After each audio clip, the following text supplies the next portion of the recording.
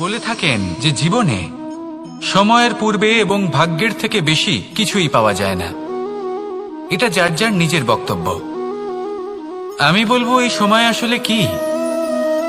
এই সময় হলো যাতে যুগ যুগান্তর নিহিত আছে, যার মধ্যে দিন আছে, মাস আছে, বছর আছে, ঠিক কিনা? বাস্তবে আপনার কাছে সময় কতটা আছে যা আপনি সদ্ব্যবহার করতে পারেন? তখন থেকে আছে যখন থেকে আপনি নিজেকে বুঝতে শুরু করেন। ততক্ষণ আছে যতক্ষণ না আপনি এই সংসার ছেড়ে চলে যাচ্ছেন। শুধু এটুকু সময় আছে আপনার কাছে।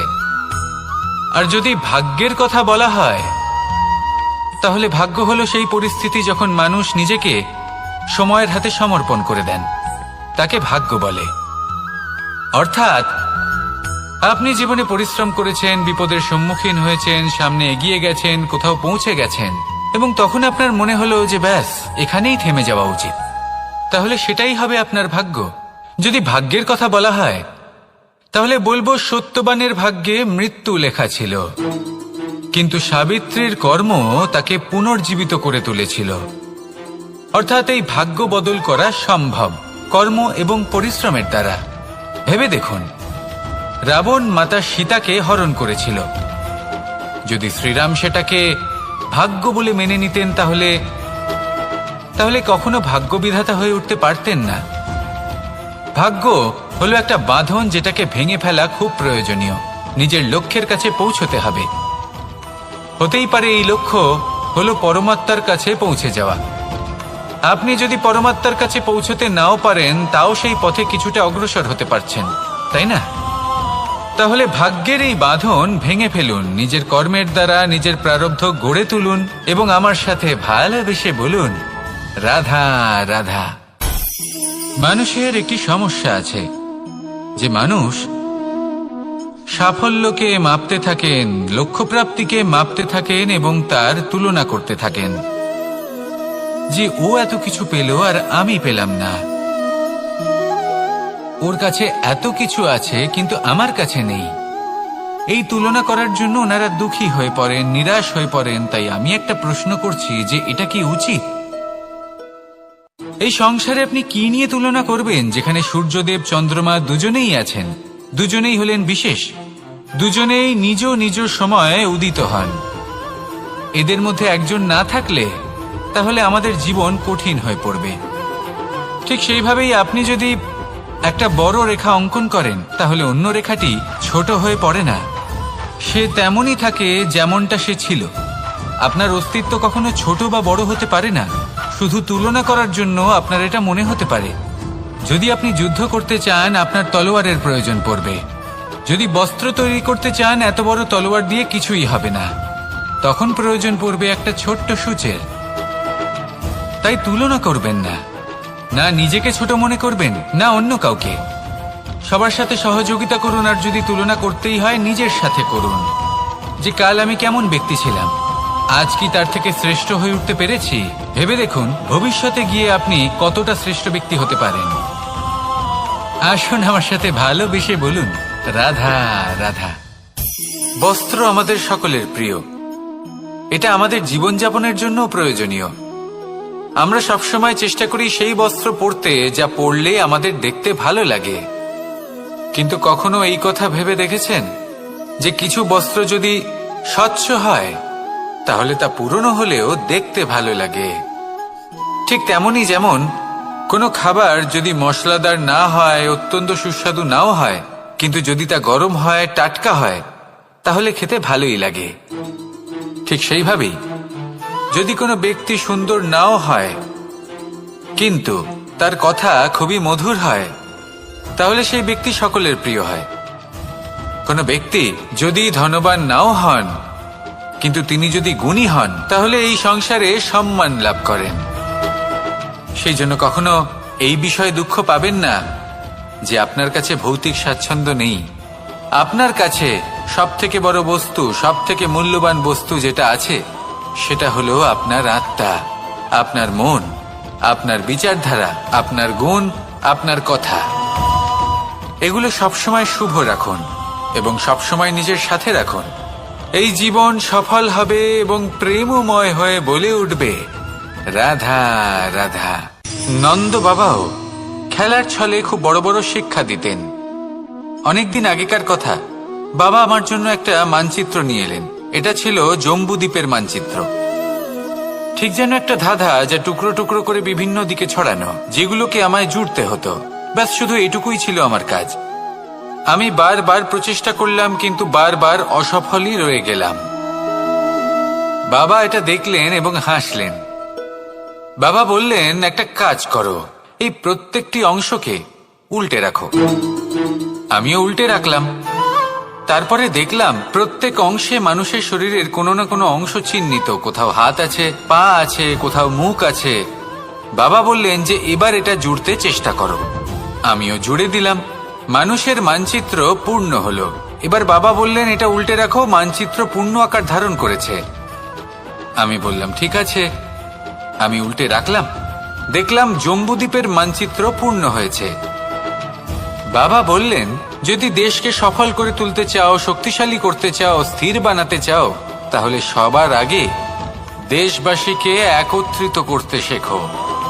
সকল সৈন্যগণ যখন একজোট হয়ে দাঁড়াবে, তখন দেশের শক্তি আরো বেড়ে যাবে।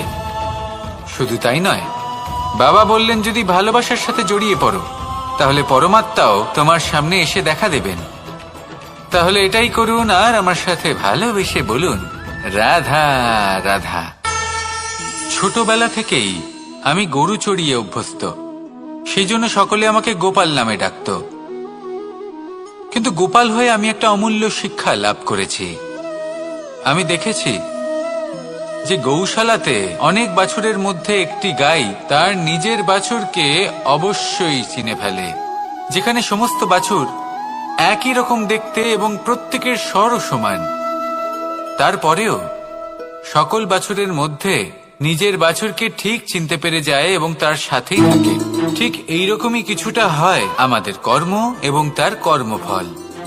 আপনি সবার মাঝে থেকেও কোনো কর্ম যদি করেন, সেই কর্মফল সবার মধ্যে আপনাকে চিনে ফেলবে এবং আপনার সাথেই থাকবে। তাই যখনই কর্ম করবেন, ভেবে চিন্তে করবেন। কোনো কর্ম করার আগে একবার ভেবে দেখুন, তাহলে জীবনে বারংবার অনুতপ্ত হতে হবে না। কারণ বিষয়টা কিছুটা এরকম যে এই সংসারে আপনি কাল, কর্মফল এবং সময়, এই তিনের হাত থেকে কখনো লুকোতে পারবেন না, কখনো পালাতেও পারবেন না। আসুন আমার সাথে ভালোবেসে বলুন, রাধা রাধা। জন্ম এবং মৃত্যু, একটি হলো জীবনের সূত্রপাত, আরেকটি জীবনের সমাপ্তি। এটা হলো একটি চক্র, এবং প্রত্যেক চক্রের মতোই এটাও যেখান থেকে শুরু হয় সেখানে এসেই সমাপ্ত হয়। অর্থাৎ প্রত্যেক ব্যক্তি যারা জন্ম নিয়েছেন, তার জন্মের সাথে এটা সুনিশ্চিত হয়ে যায় যে তার মৃত্যু হলো অবশ্যম্ভাবী। এই সংসারে এমন কিছুই নেই যা চিরকালের মতো থেকে যায়।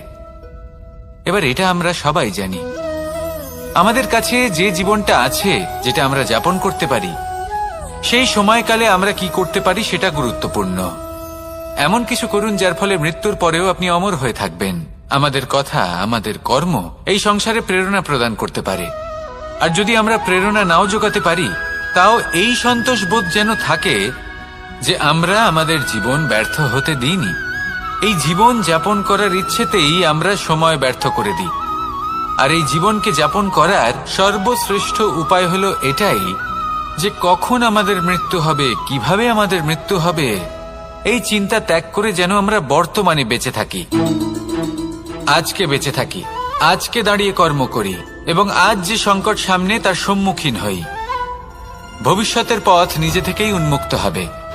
আপনার জীবনে অনেক বড় বড় বিপদরূপী পাথর আসবে। সেই পাথরগুলিকে এতটাই দুর্বল করে দিন যাতে সেই পথ আপনি অগ্রসর হওয়ার পরে আপনার পেছন পেছন যে সেই পথ দিয়ে আসবেন, তিনিও যেন সহজেই পাথর চূর্ণ করে সামনে অগ্রসর হতে পারেন। মনে রাখবেন, আপনার প্রচেষ্টারও একটা মাহাত্ম্য আছে। যদি আপনি কোনো কেল্লার শিখরে পতাকা উত্তোলন নাও করতে পারেন, তাহলেও আপনার প্রচেষ্টার যে মাহাত্ম্য তা কখনো কমে যাবে না।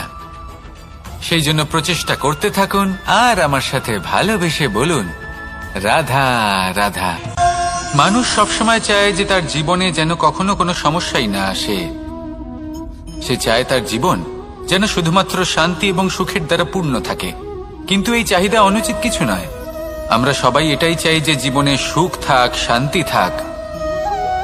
কিন্তু এই কথা সবসময় মনে রাখবেন, যে সূর্য উদিত হন সংসারকে প্রকাশমান করেন, দুপুরবেলায় সংসারকে রৌদ্র প্রদান করেন, সন্ধেবেলায় তাকেও অস্ত যেতে হয়। এবার আমাদের জীবন চক্র কিছুটা এরকমই। কোনো কিছুই চিরকাল একরকম থাকে না। কখনো এই নদীকে দেখুন, যা বয়ে চলেছে। এই নদী যা বয়ে চলেছে তার পথেও অনেক বিপদ আসে। বড় বড় পাথরের সম্মুখীন হয়ে তাকেও সামনে এগিয়ে যেতে হয়। একটি পুকুর যা চারদিক থেকে ঘেরা, তার জীবনে কিন্তু কোনো সমস্যা নেই। কিন্তু এই সংসারে পুকুরের পুজো করা হয় না, পুজো করা হয় নদীকে। মনে রাখবেন, সমস্যার ঊর্ধ্বে তিনি উঠতে পারেন যিনি সমাধি লাভ করেছেন, যিনি এই সংসারেই নেই। যিনি এই সংসারে আছেন এবং জীবিত আছেন, তার জীবনের সমস্যা হলো শ্বাসবায়ুর মতোই গুরুত্বপূর্ণ। আসুন আমার সাথে ভালোবেসে বলুন, রাধা রাধা। বন হলো আমাদের সবারই প্রিয়। সেখানকার সৌন্দর্য, শান্তি, সেখানকার পরিবেশ আমাদের সকলের ভালো লাগে এবং সেখান থেকে আমরা কাঠ পাই, যা সংসারে আমাদের জীবনে আমাদের খুব সহায়ক হয়ে ওঠে। এর দ্বারা আমরা অনেক কিছুই প্রাপ্ত করতে পারি। অনেক বাদ্যযন্ত্র আমরা লাভ করতে পারি। এর অনেকভাবে প্রয়োগ সম্ভব। কিছু কাঠ অত্যন্ত সুগন্ধি হয়, যা আমরা ঈশ্বরকে নিবেদন করি, যেমন চন্দন। এবার ভাবুন, একজন অসাবধানী ব্যক্তি, তার হাত থেকে ছোট্ট একটা আগুনের ফুলকি যদি সেখানে পড়ে, তাহলে তা সমগ্র বনকে ভস্ম করে দিতে পারে। আর যখন এই আগুন ছড়িয়ে পড়ে, তখন তা কাউকে রেহাই দেয় না। অন্য বৃক্ষকে নয়, পাতাকে নয়, ফলকে নয়, কাঁটাকে নয়, কাউকে নয়, পথে যাকে পায় তাকেই ভস্ম করে দেয়। এই ছোট্ট আগুনের ফুলকি। কিন্তু এই ছোট্ট আগুনের ফুলকি সবার আগে কাকে ভস্ম করে?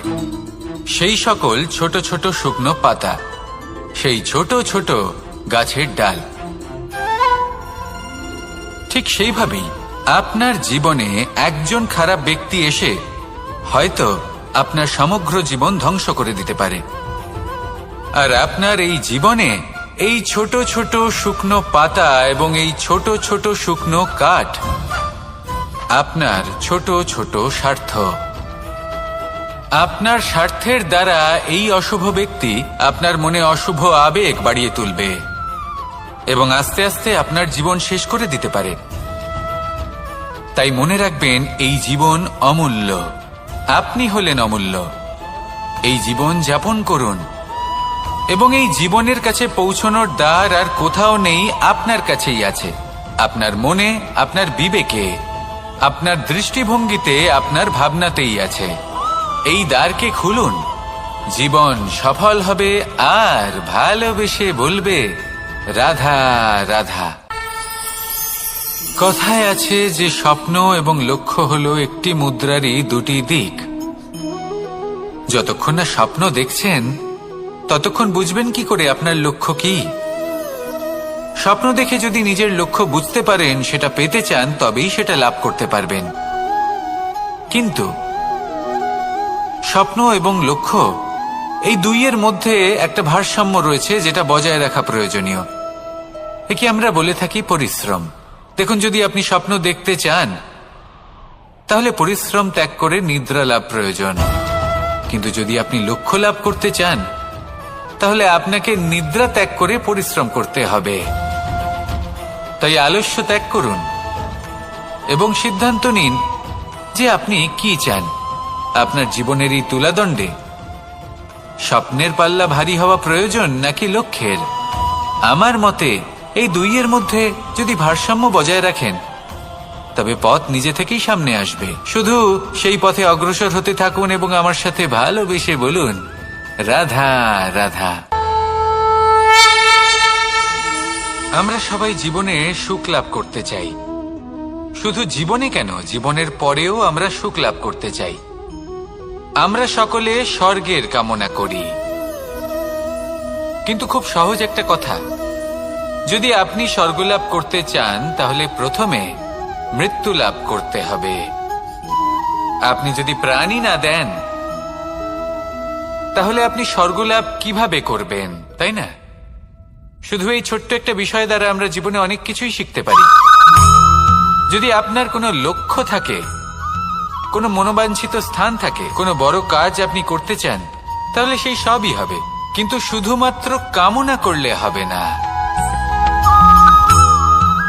আপনাকে কর্ম করতে হবে, নিরন্তর প্রয়াস, পরিশ্রম, পথ খুঁজতে হবে, সামনে অগ্রসর হতে হবে।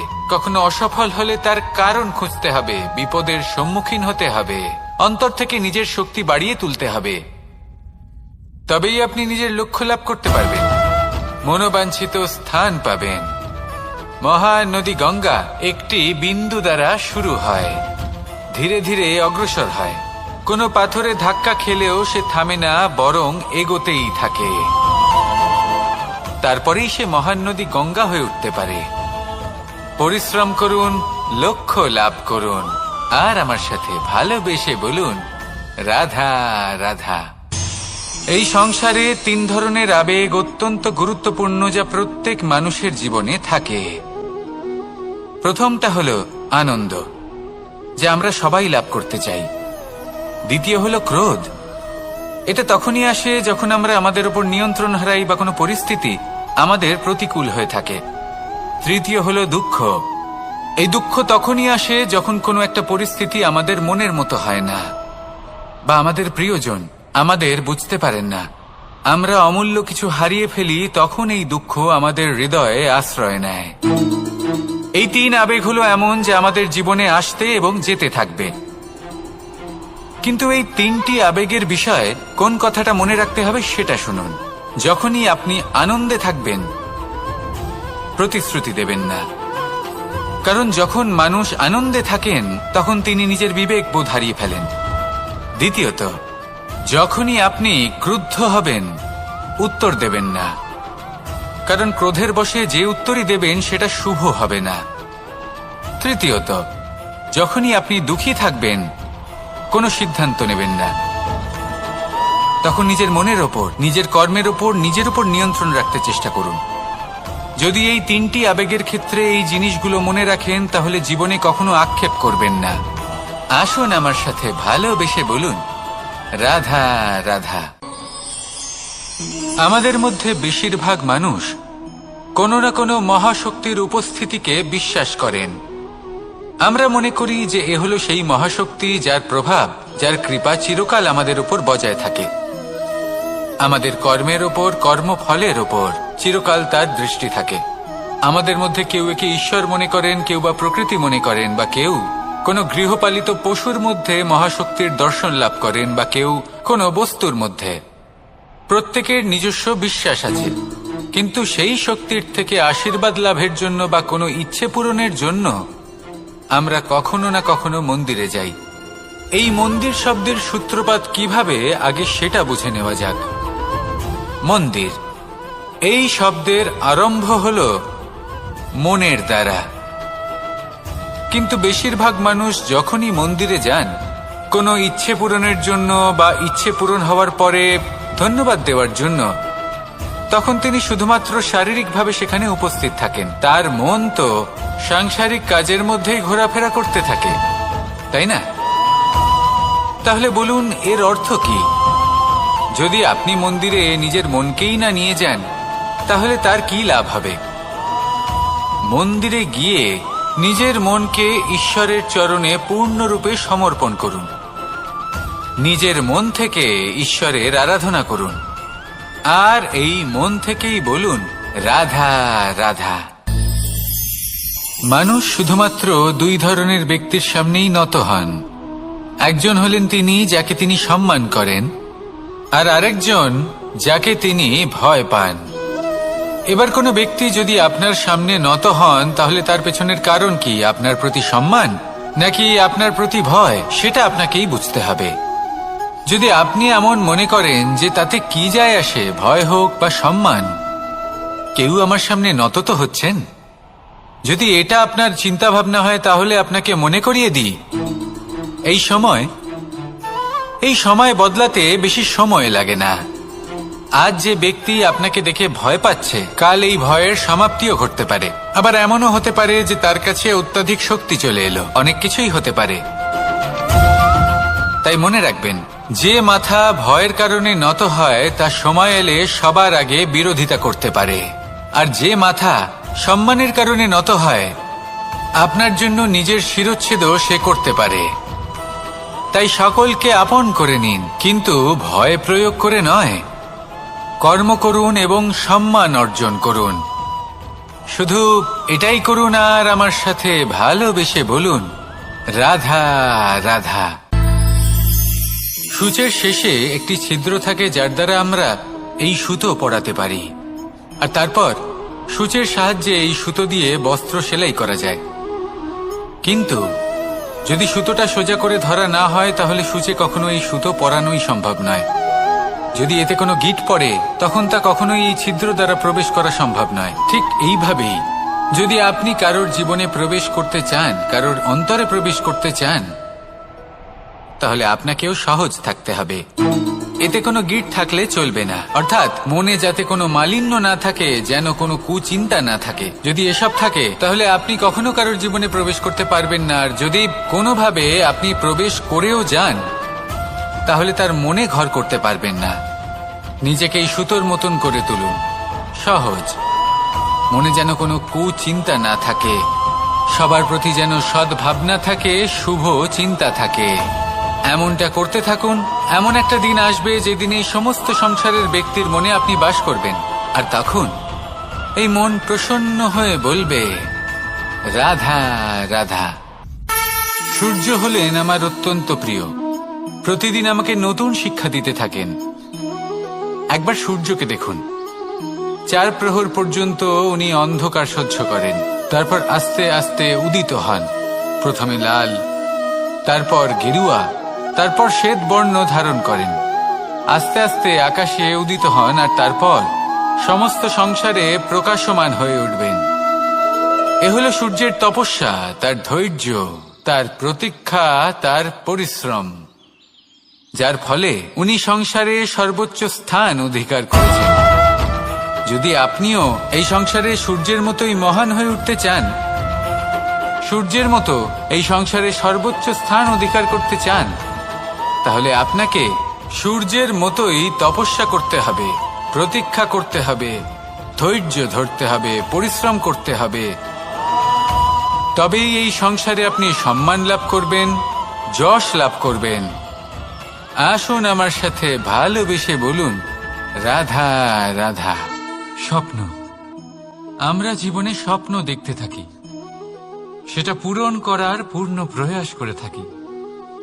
কিন্তু এই স্বপ্ন পূরণ না হওয়ার পরিস্থিতিতে আমরা ভেঙে পড়ি, ছিন্ন বিচ্ছিন্ন হই, আর তারপরই বোঝা আমরা আগামী প্রজন্মের ওপর রীতিমতো চাপিয়ে দিই। আমরা এটাই মনে করি যে আমরা যেটা হতে পারিনি সেটা আমাদের সন্তান অবশ্যই হবে। আমরা যা কখনো পাইনি আমাদের সন্তান অবশ্যই তা পাবে। এটা যে অনুচিত সেটা আমরা ভাবি না, কিন্তু এটা ভুল, আর এই ভুল আমরা সকলেই করে থাকি। সন্তান প্রকৃতি আর পরমাত্মার আশীর্বাদ, ওদের ভেতরে তাদের নিজের একটা অস্তিত্ব। রাধা রাধা। এই পুকুর দেখছেন আপনি? পুকুরের জল কখনো প্রবাহিত হয় না, একই স্থানে জমে থাকে, আর সেই কারণে কিছুদিন পর ময়লা হতে শুরু করে। কিন্তু তাও আমরা একে ত্যাগ করি না, আমরা তবুও একে পুজো করি। শুধুমাত্র এই কারণে নয় যে অতীতে সে আমাদের তৃষ্ণা মিটিয়েছে, কিন্তু এই কারণেও যে যদিও বা সে ভবিষ্যতে আমাদের তৃষ্ণা না মেটায়, কিন্তু প্রয়োজন হলে আগুন অবশ্যই নেভাতে পারে। ঠিক সেই রকমই হয় আমাদের সম্পর্ক, সম্পর্ক যা আমরা বহু বছর পরিশ্রম করে তৈরি করি, যে দরকার পড়লে আমাদের সহায়ক হয় কোনো না কোনোভাবে। সেই জন্য সম্মান করতে শিখুন এই সম্পর্কগুলিকে। শিখুন এই সম্পর্কগুলিকে অটুট রাখতে। কথায় কথায় এই সম্পর্কগুলিকে ভেঙে দিতে শিখবেন না। রাধা রাধা। বিষ, এই শব্দটা শুনলেই মনে অনেক কল্পনা জন্ম নেয়। কল্পনা অসহ্যকর তিক্ততা, কল্পনা অত্যন্ত বেদনাদায়ক মৃত্যু। এবার যদি আপনাকে জিজ্ঞেস করা হয় যে সবচেয়ে বিষাক্ত বিষ কোনটা, তাহলে আপনি কি বলবেন? কেউ বলবে সর্পের বিষ, কেউ বলবে কাঁকড়া বিছের, কেউ বলবে কালকিউটের বিষ। কিন্তু না, এই সমস্ত রকম বিষ সেই বিষের সামনে টিকতে পারবে না যাকে আমরা বলে থাকি কানের মধ্যে ঢালা বিষ। শুনতে অত্যন্ত মিষ্টি, কিন্তু তিক্ততায় অত্যন্ত বিষাক্ত। পেটের মধ্যে যাওয়া এই বিষ শুধুমাত্র একটি মানুষের মৃত্যুর কারণ হয়, কেবল একটি। কিন্তু কানের মধ্যে ঢালা এই বিষ একাধিক সম্পর্কের নাশ করতে পারে। আর এটাতে সেই ব্যক্তির ভুল নেই যে আপনার কানে বিষ ভরেছে, আপনি তাকে দোষ দিতে পারেন না। এখানে দোষ আপনার নিজের, যে এই বিষকে আপনি নিজের উপরে প্রভাব ফেলতে দিয়েছেন। এই বিষকে সুযোগ দিয়েছেন আপনার ক্ষতি করতে, এটা আপনার ভুল। সেই জন্য কুমন্ত্রণায় কখনো কান দেবেন না। আপনার মনে ভালোবাসার দৃঢ়তা জাগিয়ে তুলুন আর নষ্ট করে দিন এই সংসারের সমস্ত বিষের প্রভাবকে। রাধা রাধা। জীবন, আমাদের এই জীবন সুখ আর দুঃখ, এই দুইয়ের মিশ্রণ। এদের সংমিশ্রণই জীবনের ভারসাম্য বজায় রাখে। এখন এই সুখ, সুখ এমন এক বস্তু যাকে সবাই খুঁজে চলেছে। দুঃখ এমন এক অনুভূতি যা সবার কাছে আছে। আমাদের প্রত্যেকের জীবনে সুখ আর দুঃখ আসতে থাকবে আর যেতেও থাকবে, এটা অবশ্যই জীবনে থাকবে। কিন্তু সফলতা, এটা সবার জীবনে আসে না। কেন? কারণ এই সফলতা সুখ আর দুঃখের দ্বারা প্রাপ্ত হয় না। সফলতা প্রাপ্ত হয় নিজের উপরে বিশ্বাস করতে থাকলে। আকাশের ওই সূর্যকে দেখুন, সূর্যের বিশ্বাস আছে নিজের উপর যে সে সমস্ত জগৎকে আলোকিত করতে পারবে, নিজের প্রথম রশ্মি দিয়ে অন্ধকারকে দূর করতে পারবে। সূর্য এই বিশ্বাস নিয়েই আসে, আর কিছুক্ষণের মধ্যেই সমস্ত সংসার থেকে অন্ধকারকে বিনাশ করে ফেলে সে। তাহলে মনে রাখবেন, এই সুখের আভাস, এই দুঃখের অনুভূতি আসতেও থাকবে আর যেতেও থাকবে।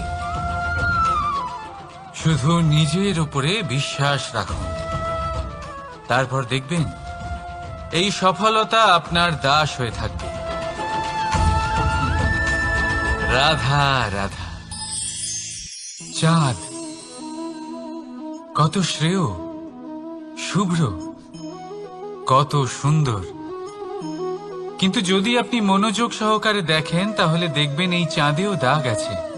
আর এই দাগগুলি থাকার কারণে কি এই চাঁদের মাহাত্ম্য কখনো কমে যায়? কখনো নয়। এর কারণ হলো চাঁদের নিরন্তর চেষ্টা।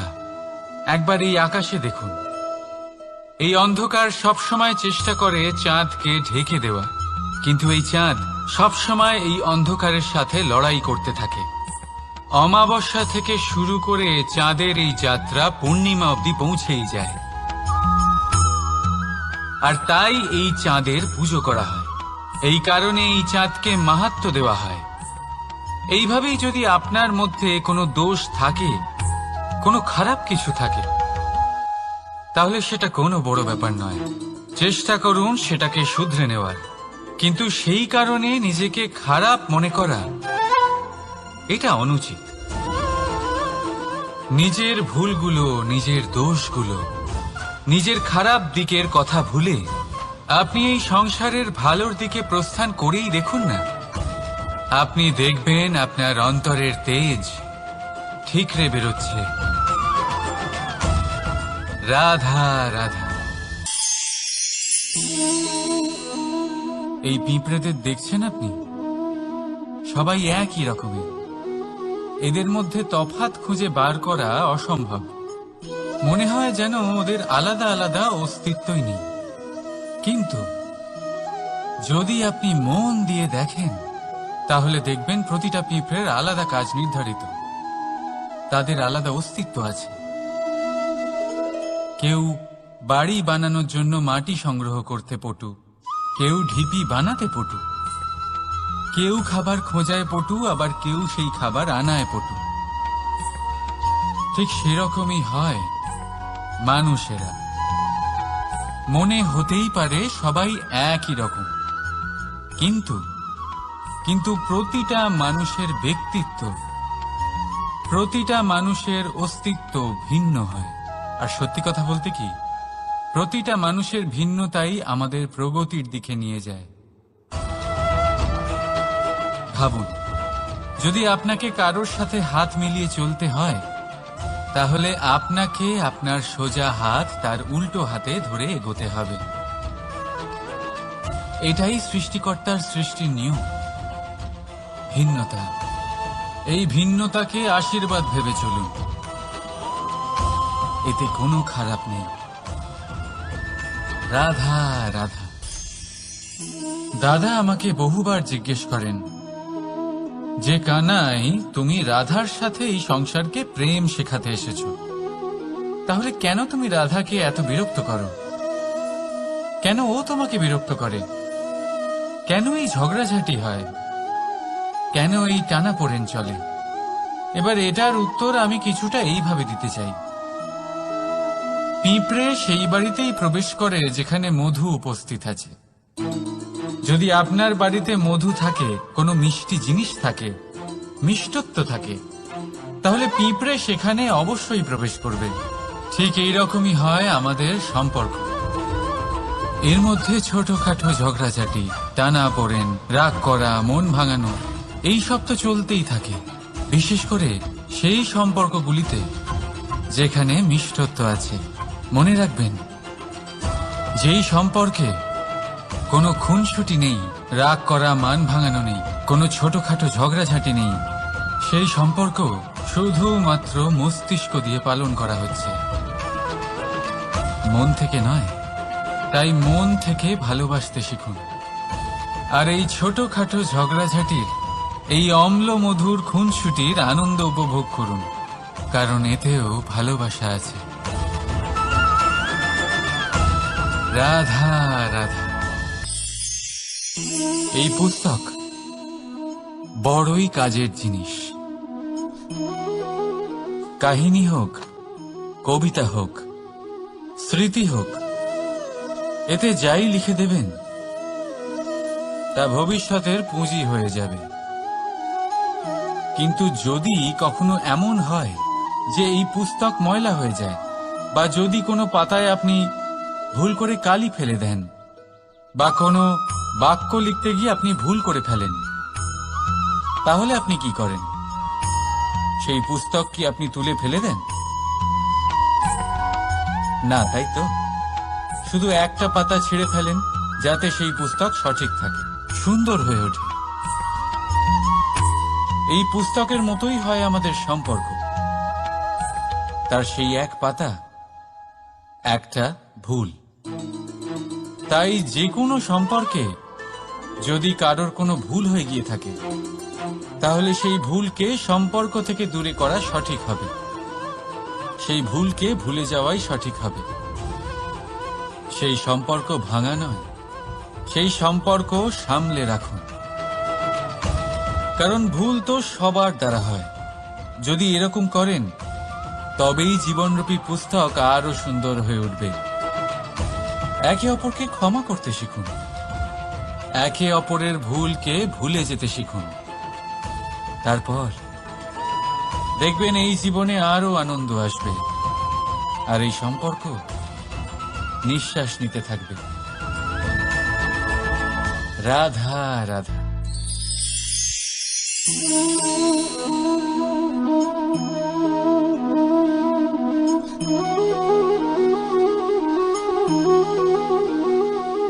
আমার এই ছায়া দেখতে পাচ্ছেন আপনি? প্রকাশের স্রোত যখন মধুর আর দূরে থাকে তখন এই ছায়া লম্বা হয়ে যায়, কিন্তু যেই প্রকাশের স্রোত মাথার উপরে চলে আসে এই ছায়ার আকার ক্রমশ ছোট হতে থাকে, আর অন্ধকারে তো এই ছায়া বিলুপ্ত হয়ে যায়। কিছুটা এরকমই হয় আমাদের অহংকার। সুখের আগমন হলে বৈভবের উপলব্ধিতে এটা বাড়তে থাকে, কিন্তু যেই সংকটের তাপ বেড়ে ওঠে অহংকার ছোট হতে থাকে।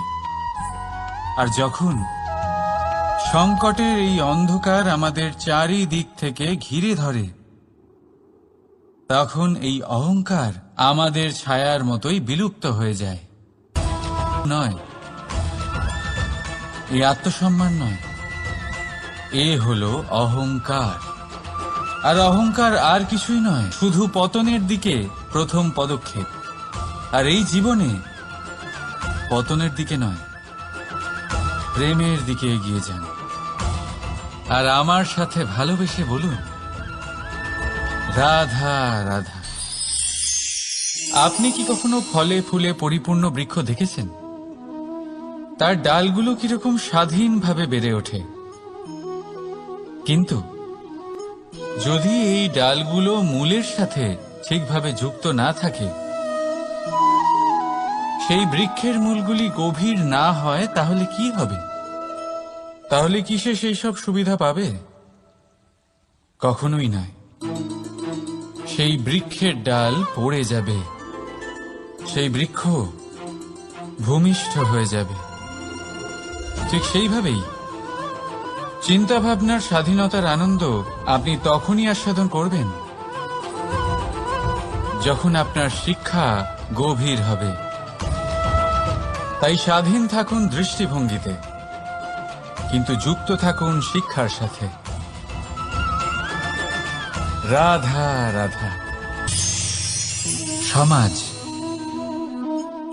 আমরা এই সমাজে বাস করি আর বহুবার একটা গুরুত্বপূর্ণ কথা ভুলে যাই। এই সমাজ আমরা সকলে মিলে তৈরি করি। সমস্ত সময় কাটিয়ে দিই এইটা ভাবতে ভাবতে যে এই সমাজ কি ভাববে, আমার কি করা উচিত, আমার কি ভাবা উচিত, কি পড়া উচিত, কোনটা সঠিক কোনটা ভুল।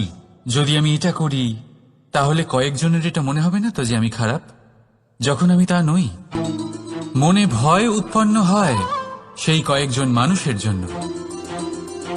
তার কারণ হলো আমরা আমাদের মনের কথা শুনতে পাই না, না শুনতে পারি, না বলতে পারি, আর না করতে পারি। সেই কয়েকজন মানুষের ভয় আমরা খারাপের বিরোধিতা করা ছেড়ে দিই। কিন্তু কখনো নিজেকে জিজ্ঞেস করুন, শেষ পর্যন্ত কারা এই কয়েকজন মানুষ? এই সংসারে প্রতিটি মানুষেরই নিজের আলাদা আলাদা ব্যক্তিত্ব আছে, আলাদা দৃষ্টিভঙ্গি আছে। তাই যদি আপনি এটা ভাবেন যে আপনি সবাইকে খুশি করতে পারবেন, তাহলে আপনি ভীষণ বড় ভুল করছেন। জীবনে কর্ম তাই করুন যাতে আপনার অন্তরাত্মা সন্তুষ্ট হয়। আর অন্তরাত্মা সন্তুষ্ট তখনই হবে যখন আপনার কর্ম শুভ হবে। তাই নিজের মনের কথা শুনে এই সংসারে শুভ কর্ম করতে থাকুন, তবেই এই সংসারের কর্মে আপনি সার্থক হবেন। রাধা রাধা।